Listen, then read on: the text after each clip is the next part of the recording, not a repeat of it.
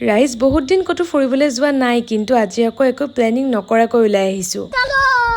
যিহেতু বাৰো ভিন্দু আমাৰ ঘৰতে আছে ভাবিছিলো আজি আমি চাৰিটা অকনমান ফুৰি আহিম কিন্তু কেতিয়াও ভবা নাছিলো যে ইমান এটা ধুনীয়া জায়গাত যাবলৈ পাম বুলি তাতে এইটো আকৌ আমি ৰাস্তাতে ঘপককে লোৱা সিদ্ধান্তহে যে আজি আমি ফুৰিবলৈ লংডিং যাম বহুতৰে মুখত শুনি আছিলো যে শিৱসাগৰৰ পৰা বোলে লংডিং বেছি দূৰ নহয় তেতিয়াৰ পৰা যাবলৈ মোৰ বহুত মন গৈ আছিলে কিন্তু মিলাহে নাছিলে আজি ফাইনেলি সেই দিনটো আহিল যেনিবা যিসকলটো লংডিং গৈছে তেওঁলোকেতো জানেই যিসকল নাই যোৱা মই তেওঁলোকক কৈছো সঁচাকৈ এবাৰ হলেও গৈ চাব লংডিং আৰু ৰাস্তাইদি গৈ থাকোতে আমি সাইডত বহুত কেইটা সৰু সৰু ৱাটাৰফল পালো আৰু তাৰ পাছত গৈ পালোগে আমি এখন বহুত ডাঙৰ বজাৰ আৰু এইখন হৈছে লংডিঙৰ একদম ফেমাস বজাৰখন যদি আপোনাৰ কেতিয়াবা পাহাৰৰ ফ্ৰেছ বস্তু খাবলৈ মন যায় এই বজাৰখনলৈ এপাক গৈ ফ্ৰেছ বস্তু কিনি আনিব পাৰিব আমি পিছে বহুত কেইটা বস্তুৱে বজাৰ কৰি আনিলো কাৰণ আমাৰ ফালে পাহাৰীয়া বস্তু পোৱা নাযায় আৰু পাহাৰীয়া এই কলডিলটো কথাটো ক'বই নালাগে কি ভাল লাগে খাই অকল এটা দুটা নহয় আমি ৰাস্তাত যাওঁতে 5-6টাৰ ওপৰত ৱাটাৰফল পাইছিলো কিন্তু ভাবিছিলো যে আমি একেবাৰে লাষ্টত যিটো ৱাটাৰফল পাম তাতে ৰখি ফটো উঠিম বুলি পিছে লংডিঙৰ পৰা আগলৈ আৰু এটা ধুনীয়া ঠাই আছে ফুৰিবৰ পৰা আমি তাত যাম ভাবিছিলো কিন্তু তাত বহুত বেয়াকে লেণ্ডশ্লাইড হৈ থকাৰ খবৰ পালো সেইকাৰণে আমি ইয়াৰ পৰাই উভতিব লগা হ'ল